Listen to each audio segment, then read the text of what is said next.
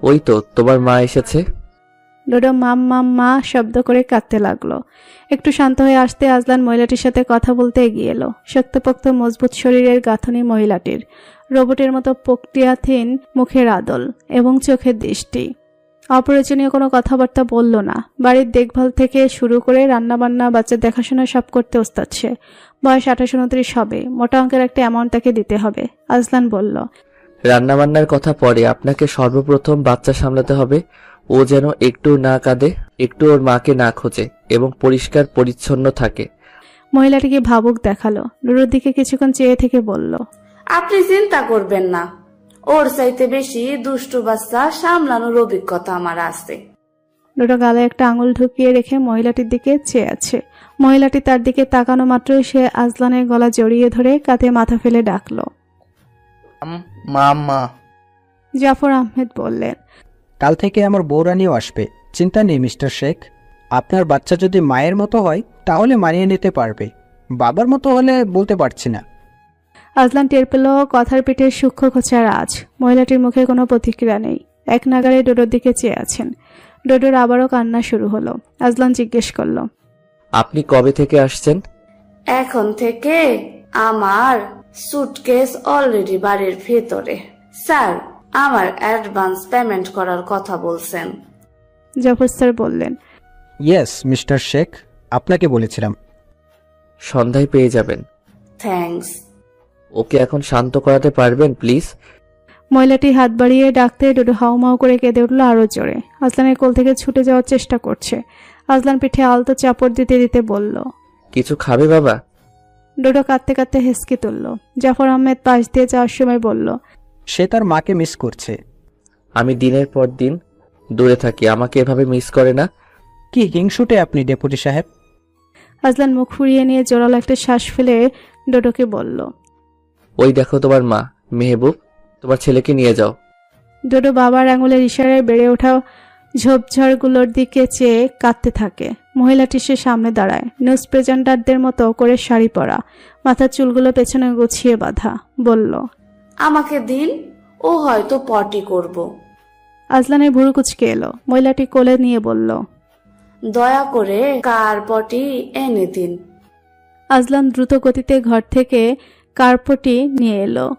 মহিলা ডোডোকে পটিতে বসিয়ে দিতে এসে শান্ত হয়ে এলো। আজলান অবাক চোখে চেয়ে বলল, বুঝলেন কি করে? আমি অবাক হচ্ছি, আপনি এতদিন বাচ্চাটাকে রেখেছেন কিভাবে? ওর মা বিয়োগের কতদিন হলো?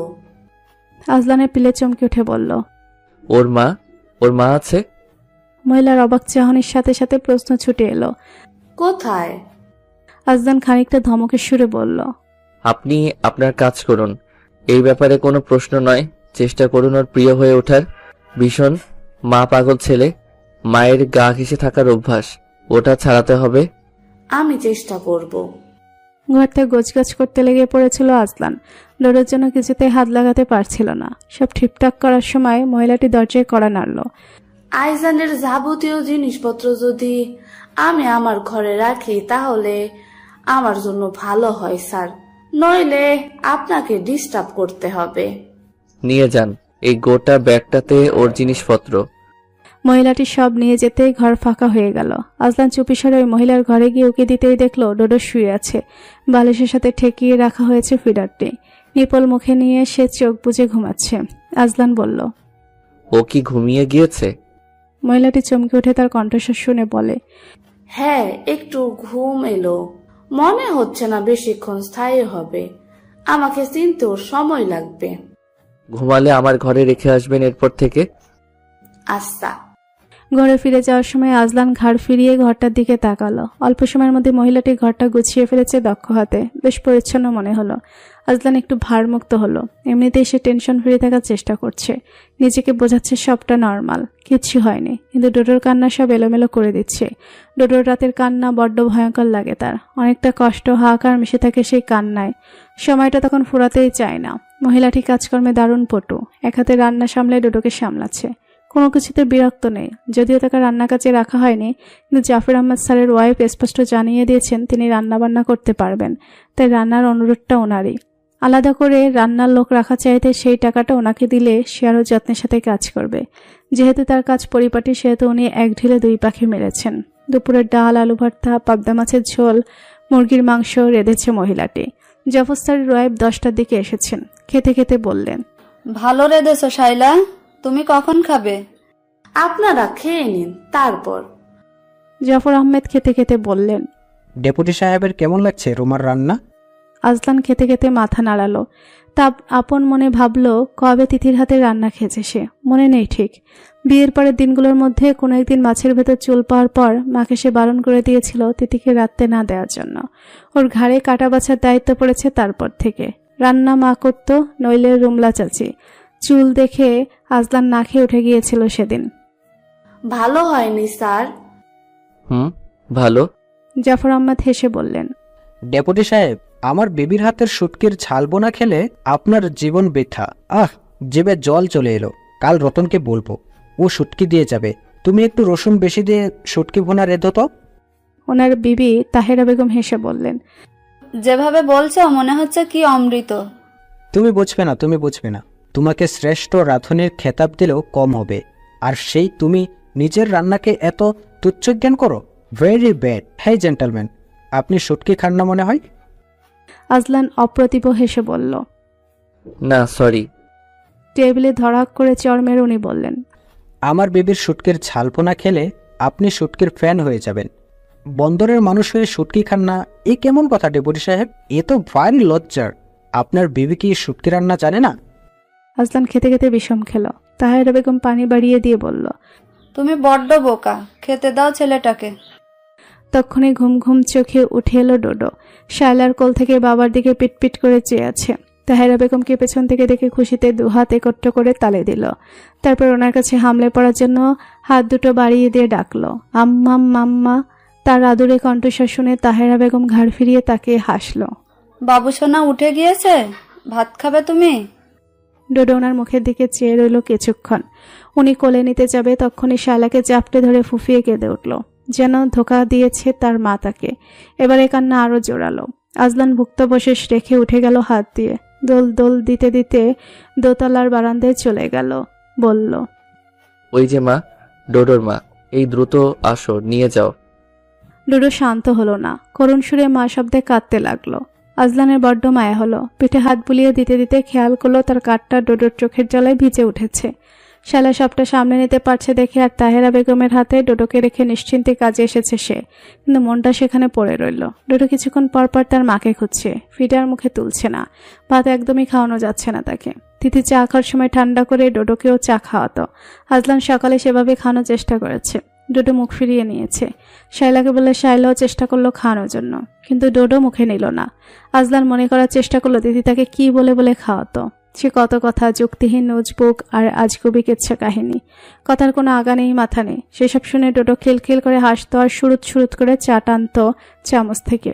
যন্ত্রমানবী শায়লা এসব কিছুই জানে না, তাই ডোডোর খাওয়া হলো না। প্রচণ্ড খিদে পেলে তখন ফিডার টেনে মুখ দেয়। কয়েক চুমুক খেতে খেতে কেঁদে ওঠে। আজলান অবাক হয়, একটুখানি ছেলে মাকে কি সুন্দর চিনে ফেলেছে। মায়ের আদর, কথা, ছোঁয়া, অনুপস্থিতি সব সে বোঝে। যেহেতু কর্মস্থল কাছে সেহেতু সে দ্রুত ফিরে আসে। আজ দ্রুত ফেরার পর শুনতে পেল ডোডোর কান্না। তাহেরা বেগম বললেন, এমনি এমনি কাঁদছে কোনো কারণ ছাড়া? এ কেমন ছেলে?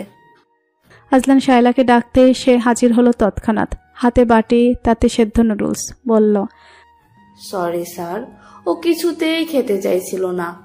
দুপুরে একটা লোকমাও খাওয়াইতে পারছিলাম কোনো মতে, কিন্তু সেটাও বমি করে দিল। এরকম চলতে থাকলে ও অসুস্থ হয়ে পড়বো।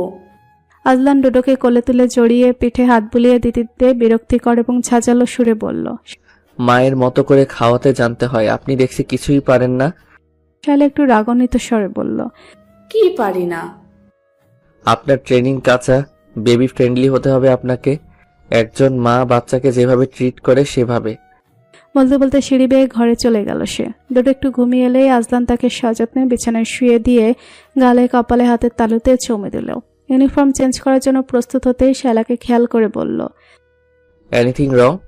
আমাকে শিখিয়ে দিন কিভাবে মায়ের মতো ট্রিট করব বেবিকে। মায়েরা সবসময় ফিটফাট যন্ত্রের মতো গোছানো থাকে না। যার কোলে উঠলে বাচ্চারা স্বস্তি পায়। আপনি আগে সেসব আয়ত্ত করুন। সরি স্যার, আমি বুঝতে পারিনি।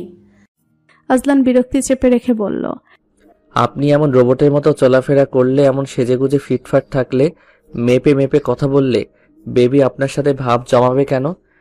তাহলে কি করব? এখন আমাকে ট্রেনিং দিতে হবে? তাহলে আমি আপনাকে রেখেছি কেন? শায়লা চোখ নামিয়ে বলল। সরি স্যার, আমি চেষ্টা করব।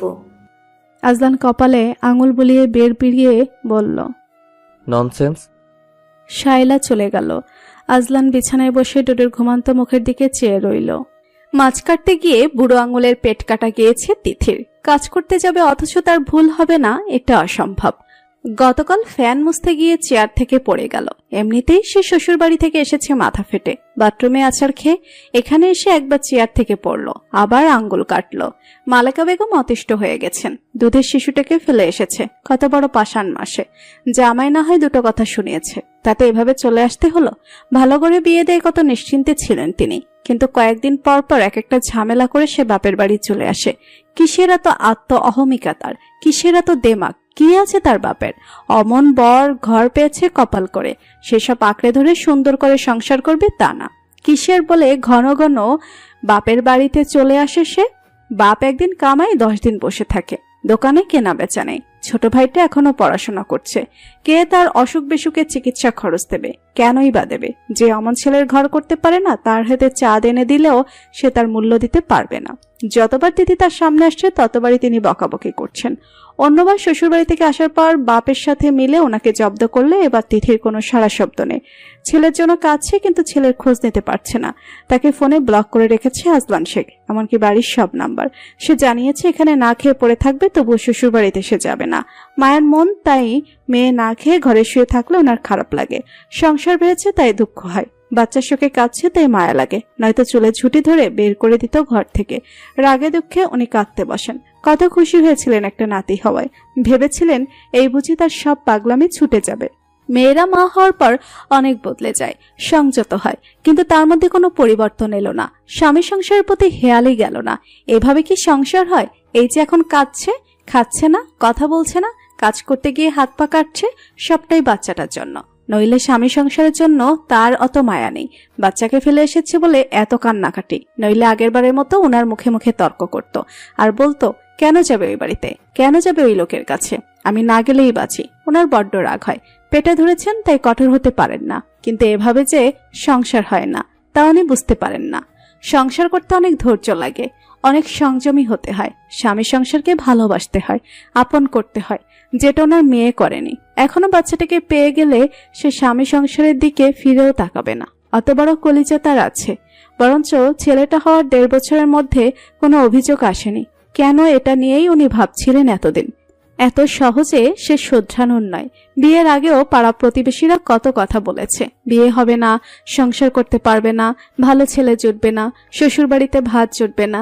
চেয়ারম্যান বাড়ির এক ভাগ্নের সাথে সেবার কত কথা রটে গেল। সেই ছেলে তাকে বিয়ে করার জন্য উঠে পড়ে লাগলো। সেও কম না, বাপকে এসে আবদার করলো, আব্বা আমাকে বিয়ে দিয়ে দাও, তোমার ঘাড়ে বসে আর কতদিন খাবো, আমার পড়াশোনা ভালো লাগে না। ও বলেছে আমাদের বিয়ে হলে তোমার দোকানটা সরিয়ে দেবে, নতুন মাল তুলে দেবে, তুমি বাজারের সবচাইতে বড় সওদাগর হবে, তারপর ধীরে ধীরে ওর টাকা ওকে শোধ করে দেবে। কিন্তু ওই ছেলেটা ওকে বিয়ের আশ্বাস দিয়ে শেষমেশ কোথায় যেন পালিয়ে গেল। সেই থেকে বিয়ে করবে না বলে তিথি জেদ ধরল। সবকটা বেটা মানুষ ভণ্ড বলে এমন ভাবে বেঁকে বসলো। মালেকা বেগম কত কেঁদেছেন শুধু বিয়ে দিতে পারবেন না ভেবে। শেষমেশ ওনার ভাইজির বিয়েতে আফতাব শেখ তিথিকে দেখে ওনার ছেলের জন্য পছন্দ করেন। পছন্দের প্রথম কারণ, তিথির কাছ থেকে উনি পানি চেয়েছিলেন, তিথি একেবারে শরবত এনে দিয়েছিল। দ্বিতীয় কারণ, হয়তো তিনি এমন মেয়েই খুঁজছিলেন মনে মনে, যেন লোকটা তার বহুদিনের পরিচিত। অমনভাবে ওনার সাথে গল্প স্বল্প জুড়ে দিয়েছিল তিথি। আল্লাহ মুখ তুলে চেয়েছেন, তাই আফতাব শেখ তিথিকে পুত্রবধূ করার সিদ্ধান্ত সেই বিয়ে বাড়িতেই পাকাপোক্ত করে নিয়েছিলেন। আজলান শেখও বিয়েতে এসেছিল, কিন্তু ধরাছোঁয়ার বাইরে, বরযাত্রীদের সাথে এসেছিল। খেয়ে দিয়ে সোজা চলে গিয়েছে। প্রথম কারণ, সময়টা বর্ষাকাল হওয়ায় গ্রামের বাড়ির মাটি কর্দমাক্ত ছিল, পা ফেলতেও তার অস্বস্তি। দ্বিতীয়ত সেখান থেকে কিছুটা দূরে গরুর গোয়াল, দেখেই ঘৃণা লাগছিল। তৃতীয়ত খাবার পরিবেশনকারী গ্রাম্য ছেলেগুলো একে অপরকে বিশ্রী ভাষায় গালাগালি করছিল, যা শুনে কেউ তেমন প্রতিক্রিয়া করেনি। চতুর্থ কারণ, টেবিলের উপর যে সাদা কাপড়টা বিছানো হয়েছিল সেটা তা মাংসের ঝোল ঝাল লেগেছিল। আশেপাশে মাছি উঠছিল দু একটা, আর গ্লাসগুলোতে চর্বির তেল। পঞ্চম কারণটি একটু ভিন্ন। বহু কষ্টে আতিথেয়তা রক্ষা করার পর যখন সে তাড়াহুড়ো করছিল কোনো মতে বিয়ে বাড়ি থেকে বেরিয়ে আসার, ঠিক সেই মুহূর্তে আফতাব শেখ তাকে ডেকে একটা গোলাপি পোশাক পরা মেয়েকে দেখিয়ে বলল, ওকে, দেখতে পারো। আধুনিকতার বাতাস গায়ে লাগেনি, তুমি যেমনটা চাইছো ঠিক তেমনটা। সহজ সরল, অত মারপ্যাচ নেই মনে। মনের কথা আমাকে খুলে বলে ফেললো। বুঝতে পেরেছো আজলান শেখ? মাটির দলা। তুমি যেমন আকার দিবে তেমনই হবে। রং নিয়ে নিশ্চয়ই তোমার সমস্যা নেই, কারণ তুমি ফর্সা সুন্দরী আধুনিকাদের পছন্দ করো না। এবার নিশ্চয় বলবে না একেও আমার পছন্দ না। দেখো, আমি ওকে তখন থেকে লক্ষ্য করছি। এখানে এত এত সুদর্শন কুদর্শন বরপক্ষের ছেলে পেলে এসেছে, ও একবারও ফিরে তাকালো না। আজলান শেখ দেখলো মেয়েটা বরপক্ষের কাছ থেকে টাকা আদায় করার জন্য নাছড় বান্দার মতো লেগে আছে। আঙুল তুলে বাজালো, সুরে বলল, টাকা বাড়িয়ে না দিলে আজকে বউ পাবা না মনু। যাও বসে বসে হাড্ডি চিবাও। আজলান বিরক্ত হয়ে সোজা বেরিয়ে এসেছিল। মেয়েটা শ্যামকালো হলেও চেহারা খারাপ না, কিন্তু খারাপ ছিল তার ড্রেস সেন্স আর সাজগোজ। ননসেন্স। মেয়েকে ভালো করে বিয়ে দিতে গিয়ে ভয়ে বুক কাঁপছিল মালেকা বেগমের। যদি নামি দামি আসবাবপত্র আর বৈরাতি চেয়ে বসে তাহলে তো হাতছাড়া হয়ে যাবে এমন পাত্র। অত টাকা তিনি কোথায় পাবেন? কিন্তু ভাগ্য সহায় হলো, বরপক্ষ কিছু চাইল না তেমন। মালেকা বেগমকে ওনার মা প্রায় সময় বলতেন, মেয়েদের সুন্দর হওয়ার চাইতে কপাল সুন্দর হওয়া বেশি দরকার। তিথিরও যেন তেমনটাই হলো। পাড়াপড়শিরা অবাক হয়ে গেল এমন সম্বন্ধ আশায়। হাটে বাজারে সবাই বরপক্ষের লোকের কান ভারী করার চেষ্টা করলো, কিন্তু ছেলে আইনের লোক হওয়ায় সেই চেষ্টায় কেউ তেমন সফল হতে পারেনি।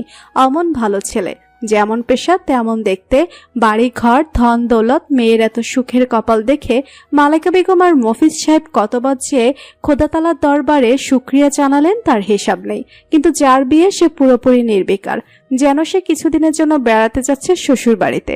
স্বামীর প্রতি তার মায়া নেই, মুগ্ধতা নেই, সংসারের প্রতি কোনো টান নেই, দায় নেই। যেন সংসারটা তার কাছে চড়ুই ভাতির মতো খেলা। স্বামী সংসারটা যেন তার নয়। একদিন তো বলেই বসলো, আম্মা, তোমাদের জামাই আর একটা বিয়ে করতে চাইলে বলবো করোগে। ওটাকে তুমি কাজের জায়গায় রেখো, এখানে না আনলে হবে। আমি ভালো বউ না হতে পারি, কিন্তু ভালো সতীন হব। মালেকা বেগম কপাল চাপড়াতেই রেগে মেগে বলল, এই কথা কি এমনি এমনি বলছি আম্মা? আমার কোনো কাজ তার পছন্দ না, তাই বলেছি। আমার রান্না পছন্দ না, কাপড় ধোয়া পছন্দ না, হাঁটা পছন্দ না, খাওয়া পছন্দ না, সাজা পছন্দ না, কথা বলা পছন্দ না, তাই তো বললাম একটা পছন্দের বউ থাকুক তার। তখন দেখবে আমার সাথে খ্যাক খ্যাক করা বন্ধ করে দেবে। মালেকা বেগম ভীষণ ভয়ে ভয়ে ছিলেন। তাদের অগাধ টাকা পয়সা আছে, দিনে দিনে বউ দিয়ে ফেলার ক্ষমতা আছে। যদি ছেলেটা এমন কোনো সিদ্ধান্ত নিয়ে বসে কিংবা আরেকটা বিয়ে করার সিদ্ধান্ত নেয়, আজকাল কত খবর কানে আসে এমন। বউকে না জানিয়ে বিয়ে করে নিচ্ছে, এমনকি ছেলে পেলে অবধি হয়ে যাচ্ছে। সেখানে তিথি নিজেই বিয়ে করতে বলছে। যদি ওর কথা শুনে ওই চিন্তায় মাথা নেয় অন্যটা সংসার পাতে, তখন কি হবে? বুদ্ধি শুদ্ধিওয়ালা চালাক চতুর সতীনের সাথে জামাই ভাগ করে নিয়ে কি চারটেখানে কথা? কিন্তু মেয়েটাকে সেটা কে বোঝাবে? কে বোঝাবে? পুরুষ মানুষের সামনে যাতা বলা যায় না, ওদের এত হেয়ালি সহ্য করার ক্ষমতা থাকে না। নিহাতি ছেলেটা ওর কোনো কথা পাত্তা দেয় না, নইলে কবেই সংসারটা ভেঙে যেত, কবেই তার গায়ে ডিভোর্সির তকমা লেগে যেত। কিন্তু তার মধ্যে সুখবরটা কানে এলো। উনি মনে প্রাণে চাইছিলেন কলে একটা বাচ্চা কাচ্চা আসুক, তাহলে সংসারে মন বসবে, জামাইয়ের প্রতি মন ঘামবে। কিন্তু হলো কই? এবার চিরতরে বাড়ি চলে এলো, তাও বাচ্চাটাকে রেখে। পাশের বাড়ির হাসিবের জন্য বউ এনেছে, বছর খানেক হয়েছে। সে তিথিকে দেখতে এসেছিল কয়েকবার, আজও এলো দই চিড়া নিয়ে। তিথি কিচ্ছু খাচ্ছে না শুনে সে এনেছে তিথিকে খাওয়াতে। তিথির জন্য ভীষণ খারাপ লাগছে তার। হাত কেটেছে, পায়ের আঙুল ফুলের ডবডবে হয়ে আছে, তার উপর মাথার ক্ষত শুকানোর ওষুধ ফুরিয়ে গেছে, ক্ষতটা এখনো সেরে ওঠেনি। তার উপর চাচি যা ইচ্ছে তাই বলে বকছে। তিথির ঘরে তিথিকে দেখতে না পেয়ে সে পাক ঘরে গেল। তিথির আঙুলে কাপড় জড়িয়ে দিতে দিতে মালেকা বেগম চেঁচাচ্ছেন, বাচ্চাটার হাই লেগেছে তোর উপর, মা হয়ে কেমনে তারে ফেলে আসছস তুই? কত বড় পাষাণ তুই! দেখ, সেজন্য তোর হাত কাটছে, মাথা ফাটছে, আর পায়ের আঙ্গুল ফুলছে। বাচ্চাটার হাই লেগে মরবি তুই। ওরকম দুধের শিশু রেখে কোনো মা একা একা বাপের বাড়ি চলে আসে? তিথি আঙুলে পেঁচানো কাপড়টার দিকে এক নজরে চেয়ে রইল। মালেকা বেগম বললেন, বাচ্চাটারে দুনিয়াতে না আনার জন্য কত কিছু করলি তুই। তোর মতো ব্যাককলের পেটে অমন সোনার চাঁদ ধরছে, এটাই বেশি। তুই কোন আক্কেলে তারে ফেলে আসলি?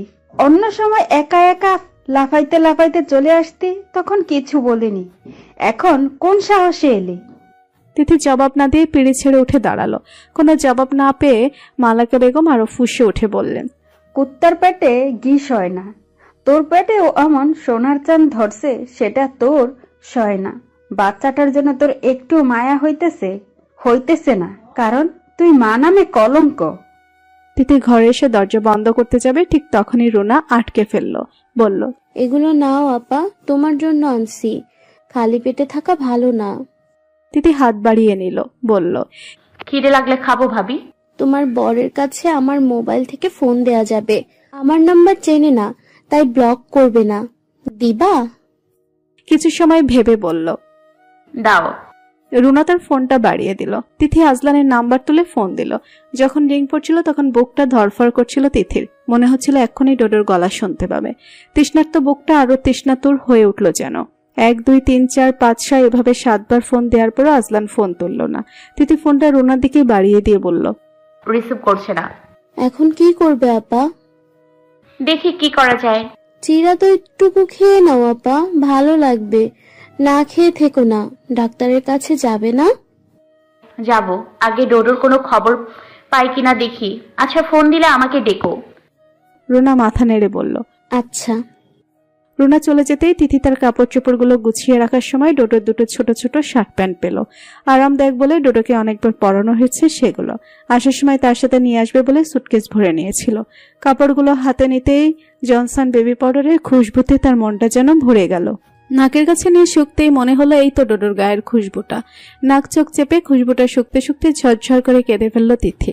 রাত 10টা কি 10:30। তিথির চোখ লেগে এসেছিল এক পাশে কাত হয়ে পড়ায়। ধরফুরিয়ে সোজা হয়ে বসতে গিয়ে পিঠে ভারী ব্যথার অনুভব হলো। তারপর সে চিৎকারটা অনুসরণ করে ঘর থেকে বের হলো। মালেকা বেগম তেড়ে এসে চুলের ঝুঁটি ধরে ঠেলে দিয়ে বললেন, ওই বউটার ঘরেও আগুন লাগাই দিছস তুই? যা দেখ ওরে কেমন করে মারতেছে হাসিব। তিথি দ্রুত পায়ে ঘর থেকে বেরিয়ে উঠোনে নামলো। হাসিব তার বউকে মেরেই চলেছে। তিথিকে দেখা মাত্রই রুনা ছুটে এসে বলল, আপা ওকে একটু বলো, ওটা তোমার বর ছিল। আমি কোনো পরপুরুষের সাথে কথা বলছিলাম না। তোমার বর ফোন দিছিল কিছুক্ষণ আগে। তোমার হাসিব ভাই রিসিভ করে পুরুষ কণ্ঠ শোনায় আমাকে মারতেছে, সন্দেহ করে। তিথি হাঁ করে চেয়ে আছে তার দিকে। ঠোঁটা চোখের কোনায় রক্ত জমাট বেঁধে আলগেছে। হাসিবের দিকে রক্তচক্ষু নিয়ে তাকালো সে, বলল, তোমার মাথা কি গেছে? নতুন বউকে সবার সামনে মারতেছো? হাসিব বেরিয়ে এসে বলল, চানে মেরে ফেলবো ওকে। ওটা তোমার দুলাভাই ছিল।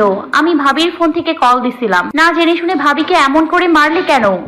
হাসিবের মা তেড়ে এসে বলল, ভাইয়ের ঘর ছেড়ে এসেছিলাম, 2 দিনও হয়নি। এখন আমার ছেলের ঘর ভাঙতে নামছো? তুই অলক্ষী কোথাকার।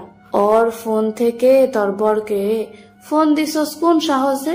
বেশরম মাইয়া। ফালতু কথা বলবে না চাচি। হাসিব ভাই ভাবিকে এক্ষুনি ডক্টরের কাছে নিয়ে যাও। হাসিবের চোখে অপরাধবোধ দেখা দিল। সে খ্যাপাটে চোখে চেয়েই রইল। রুনা কাঁদতে কাঁদতে বলল, সত্যিটা এবার মানছো তো? আমার কথা পুরোটা না শুনে আমার গায়ে হাত তুলছো। হাসিবের মা বলল, আর কান্দে না, ও ভুল বুঝে মারছে। কার মাথা গরম হইব না বউয়ের ফোনে পরপুরুষের ফোন করলে? ওকে ডক্টরের কাছে নিয়ে যাও চাচি। কেঁদে কেঁদে ঘরে চলে গেল সে। তিথি হাসিবের উদ্দেশ্যে বলল, গায়ে হাত তোলা খুব বাহাদুরি না? একবার ভাবো না কার গায়ে হাত তুলেছো?